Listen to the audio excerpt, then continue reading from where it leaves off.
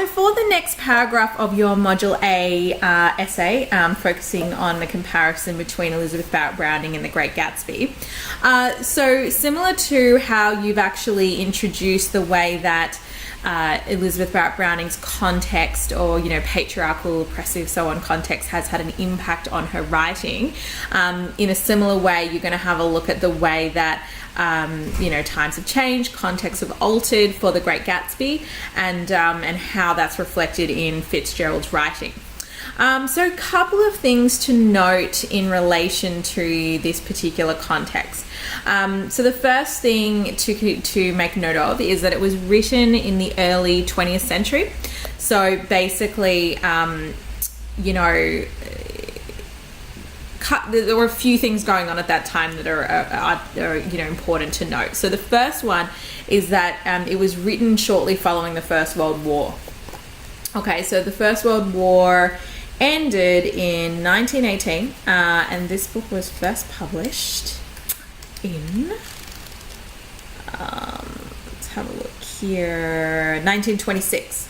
Okay, so we haven't hit World War II yet, but definitely World War I's finished, and there's a few things that actually happened following the war. Okay, so the first thing that happened is people witnessed a lot of suffering in the First World War, and it just led to a lot of, cynicism, a decline in, I guess, relationships. So, sort of coming from that sort of witnessing of experience of loss, and, I guess like a really terrible view into what humankind is actually capable of, right? So, that was a big part of the mentality at the time.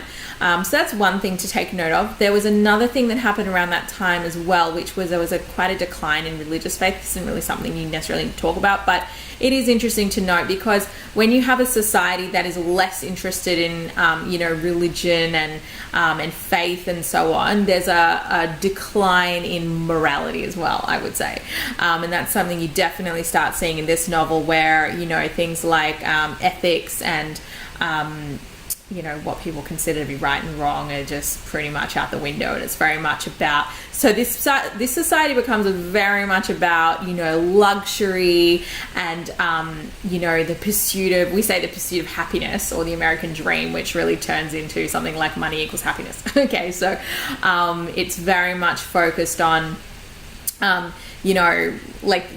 there's quite a large discarding of morality and relationships, being replaced by things like, materialism. Okay, so, it's all about kind of having a really big house and having a lot of things, and that being, the thing that's going to actually make an individual happy, or at the very least what they're pursuing. Especially considering that, there's not much faith in humanity, or not much faith in, where we're going as a race or as an individual. It's all kind of futile, if you will. Okay, so, and it's very much linked to the concept of modernism that emerged during this period. So I'm not sure if you've looked much at that idea, but it was like a really that's what we sort of call that particular time period in the Western world, where you saw the decline in religion, you saw a rise in cynicism as a result of World War One, and then there's a couple of additional things going on here. So one of the things that Fitzgerald actually defined was something called the Jazz Age, and it was just it's just an age of like I said, excess. And luxury and extravagance, and ironically enough, although there was an actual law, a prohibition law at this time, drinking was very widespread. So the law, the prohibition law was basically that alcohol was illegal, or made illegal, and what ended up happening is that then you just started having all of these illegal, distributors of alcohol and so on that started emerging. And actually, if you ever go to New York City, something that, is really famous over there is they have things called speakeasies. So they're these little like confined bars at the back of, something that looks like there's nothing there, like a hole in the wall. And then, you'll kind of emerge through like these, somewhat hidden doors. And then it'll be like this whole like amazing, bar, and, alcohol's free flowing and all that sort of thing. So it's actually a lot of the bars are like that over there, and that's very much a part of this prohibition era where it was illegal, but then as a kind of as an underworld sort of what was going on and really prominent was just it was absolutely flowing, and nobody was really too concerned about the fact that it was illegal. Anyway, so what we're looking at here then is we're looking at an individual who, whilst he is in this particular context and becomes someone very much in the pursuit of that American dream or that wealth, is actually that's not really what his focus is. So Gatsby is someone who is a diehard romantic, really. He's fallen in love with the character Daisy, and in order to win her love or, whatever, be in a relationship with her, he's decided that in this particular materialistic world, he needs to be filthy rich, to compete with the other guy that she's otherwise going to marry and does marry, so he kind of, falls in love with her, and then he leaves to go off and, make his fortune so that he can come back and be with her. In the meantime, she's already gotten married to someone else who is extremely rich. And, but then there's this whole kind of regeneration of their relationship. But then we sort of see it doesn't end very well for poor Gatsby, who at the end of the day is not really... it doesn't really have the heart for this kind of cutthroat materialistic world, because ultimately he doesn't really care about any of that stuff. He's just totally this guy in love. So you start seeing the overlap of themes between Elizabeth Barrett Browning and Gatsby, because they both are in a context that does not really value true, authentic, loving relationships. However, while Elizabeth Barrett Browning has a kind of happily ever after where she kind of is able to run off with Robert Browning to Italy and their love flourishes and so on, Gatsby is not so lucky, and ends up, hopefully you've read it, ends up murdered at the end. And if you look at the beginning, and this is the first part we'll actually have a look at in the book, you really see the despair of this particular context where a man like Gatsby just cannot survive. So the novel is narrated by Nick Carraway, who is actually Daisy's cousin but becomes really close friends with Gatsby and basically becomes a good friend of his.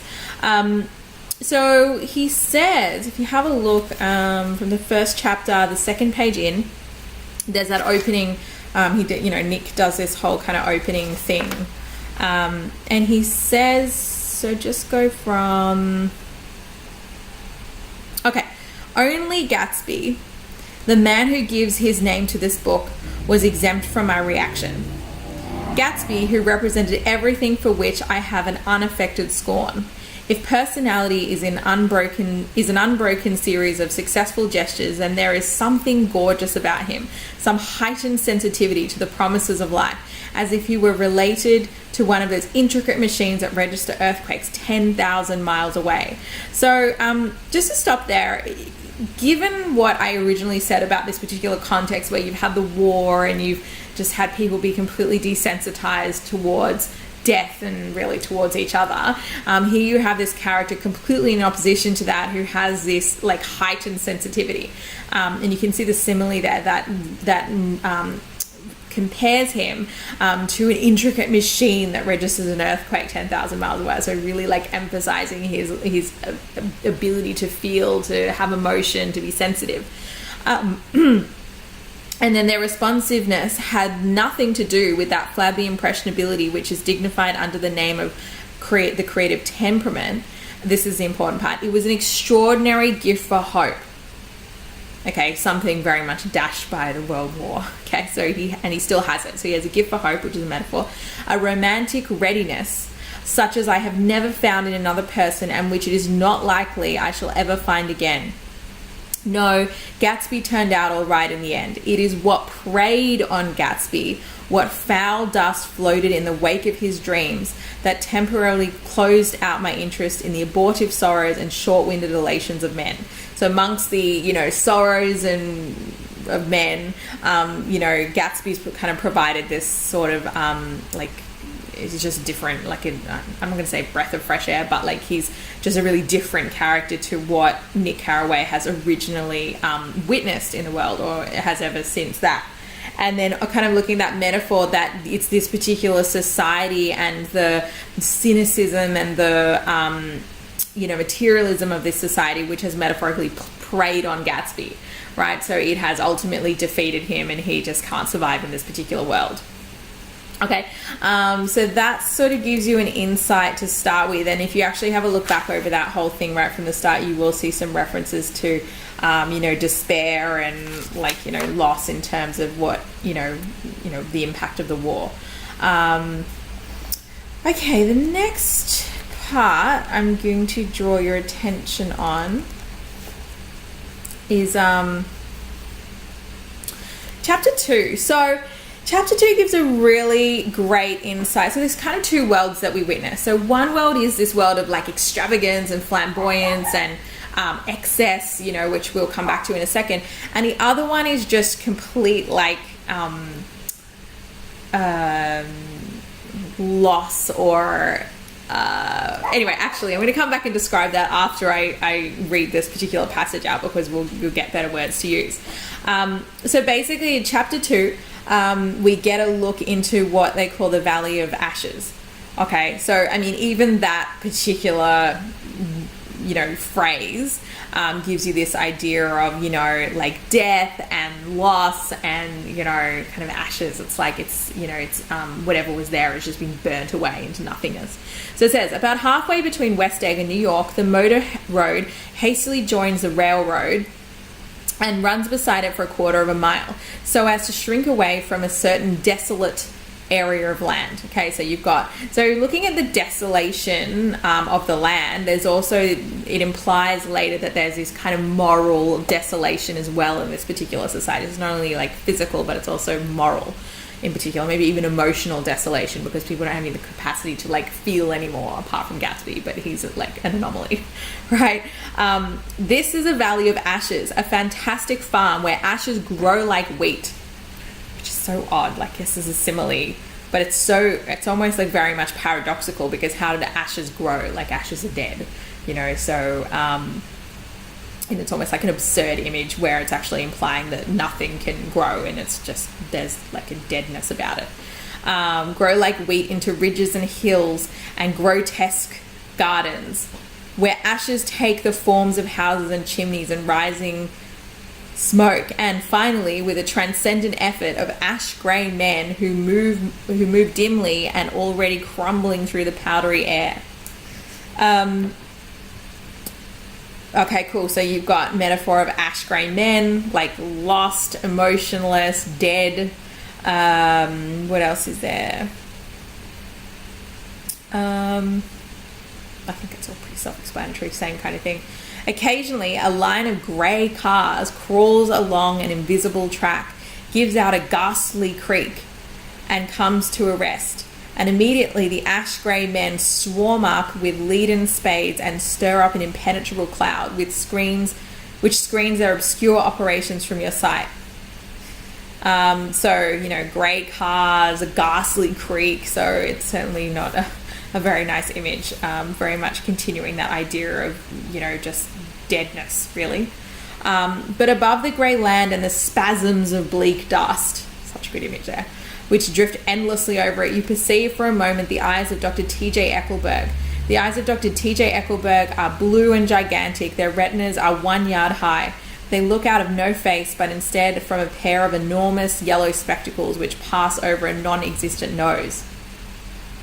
Evidently, some wild wag of an oculist set them there to fatten his practice in the borough of Queens, and then sank down himself into eternal blindness and forgot them and moved away. So it's a really interesting image here. It becomes quite a motif in the actual novel, because the characters sort of always pass in and out of this particular area.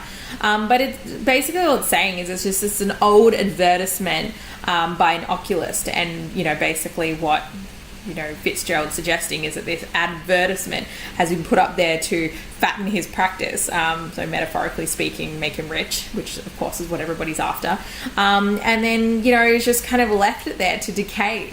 And it becomes kind of like the eyes looking over everything. So you could possibly suggest as a bit of like a replacement of, I guess, God watching with these eyes of Dr. T.J. Eckelberg, which are blue and gigantic. So there's like a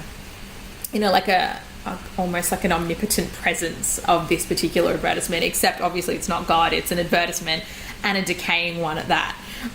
So essentially what you're looking at here is that the moral decay, the physical decay of this particular world, and then that basically being probably a much more real representation of what's going on in this particular time.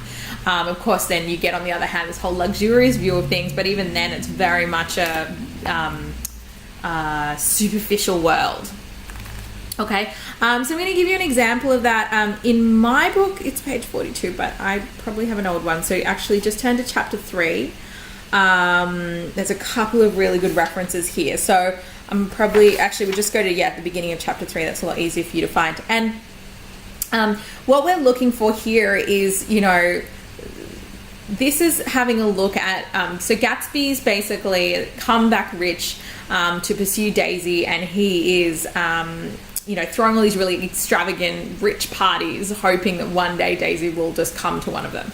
So he clearly has no interest in any of these parties. He has no interest in anyone coming to the parties. He's just waiting for her. Okay. So what you see is this really these, apart from the extravagance, there's a huge level of impersonality. Hopefully that's actually a word. But basically what I mean by that is that it's all very impersonal. Like, people don't know each other. They don't know each other's names. They don't ever meet Gatsby, who's the host of the freaking parties. And no one really cares about that. Okay, so going from chapter 3, there was music from my neighbor's house. This is Nick talking because he actually lives near Gatsby. There was music from my neighbor's house through the summer nights. In his blue gardens, men and girls came and went like moths among the whisperings and the champagne and the stars. So the way that they're kind of the simile links them to moths.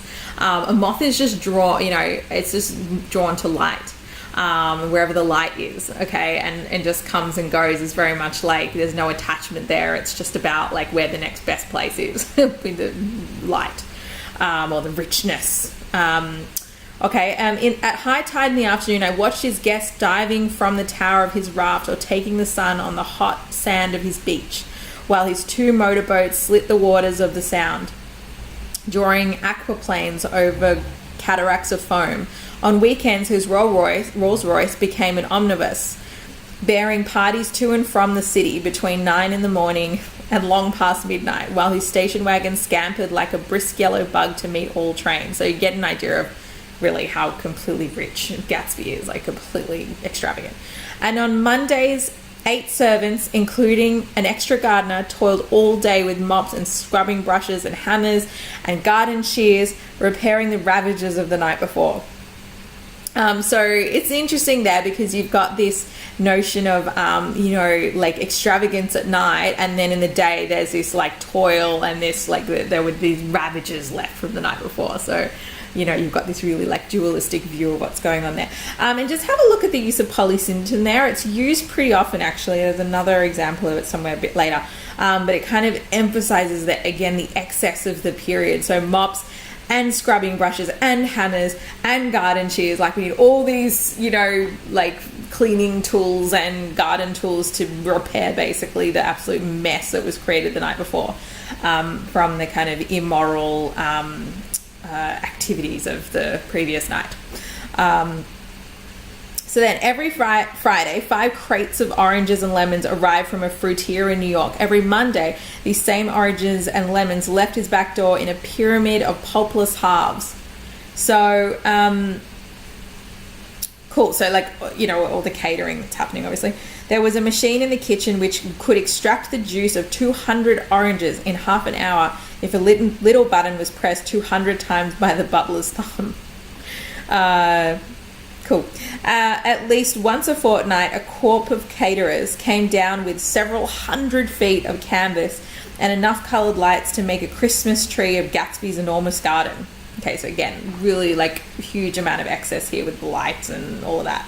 The food on the buffet on buffet tables, garnished with glittering hors d'oeuvre, spiced bacon hams crowded against salads of harlequin designs and pastry pigs and turkeys bewitched to a dark gold.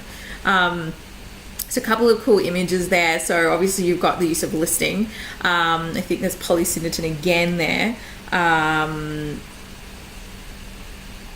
Of harlequin designs and pastry pigs and turkeys, you know, so and you know, and having a look at garnished, glistening, spiced, crowded, like a lot of just images of extravagance there. And then interesting comparison of the turkeys bewitched to a dark gold. So even the use of the word gold is like rich. In the main hall, a bar with a real brass rail was set up and stocked with gins and liquors, illegal, as I said, but, you know, stocked up the wazoo. He clearly has no shortage of them. And with cordials so long forgotten that most of his female guests were too young to know one from the other. So there's so many of them. By 7 o'clock, the orchestra has arrived, and no thin piece affair. So he's not just going to have a couple of people, but a whole pit full of oboes and trombones and saxophones and viols and cornets and piccolos and low and high drums. So definitely use of polysyndeton there, and completely extravagant. This guy is just like having a house party, and here he is hiring an entire orchestra of people to come down here. The last swimmers have come in from the beach now and are dressing upstairs. The cars from New York are parked 5 deep in the drive, and already the halls and salons and verandas are gaudy with primary colours, their hair bobbed in strange new ways and shawls beyond the dreams of Castile. The bar is in full swing. So again, given the era of prohibition, not too much concern about what's illegal in this time. And floating rounds of cocktails permeate the garden outside until the air is alive with chatter and laughter and casual innuendo and introductions forgotten on the spot and enthusiastic meetings between women who never knew each other's names. So again, polysyndeton, you can hear that, and casual and introductions. Interesting note therefore for introductions forgotten on the spot, so no one really cares who they're meeting, it's just all going to be forgotten. And enthusiastic meetings between women who never knew each other's names, so really like just fake. They're enthusiastic even though they don't know each other, and doesn't seem like they're going to remember each other going forward from here. Okay, so that's the sort of thing you want to be looking for in this particular, to discuss in this particular paragraph. So having a look at the context, the extravagance of the context, as well as its moral decay, and the fact that, you know, I mean, look, leave the idea of love a little bit more to the second paragraph, similar to how we talked about with Elizabeth Barrett Browning, just so there's not too much overlap. But essentially where you're going is to have a look at how Gatsby is very much an anomaly, or someone that is not like, he rejects the context, you know, this whole idea of like forgetting people and being impersonal and not caring and being just caring about materialism and extravagance. And he actually really loves Daisy, as you will have read and we'll go on to talk about next week. So let's get an idea of what you understood for that first paragraph in the context of The Great Gatsby, and that will be the basis of your next paragraph.